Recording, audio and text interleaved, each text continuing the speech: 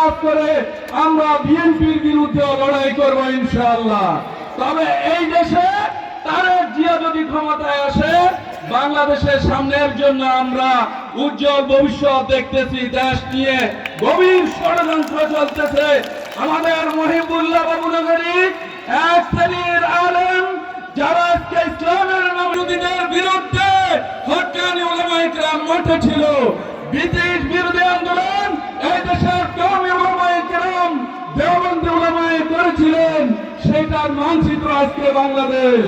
আমি বলবো তারেক জিয়া আমাদের মজনু ভাই সহ আপনারা যারা জনপ্রতিনিধি হবেন, রাষ্ট্রনায়ক হবেন, হক্কানি উলামায়ে কেরামের পরামর্শে রাষ্ট্র পরিচালনা করবেন, ইনশাআল্লাহ আল্লাহর রহমত নাযিল হবে। ওয়াকির দাওয়ানা আলহামদুলিল্লাহি রাব্বিল আলামিন। আমাদের এখানে আপনারা জানেন ইসলামী দল সব এক হতে পারে নাই। যদি এক হতে আমরা ইসলামী দলের পক্ষে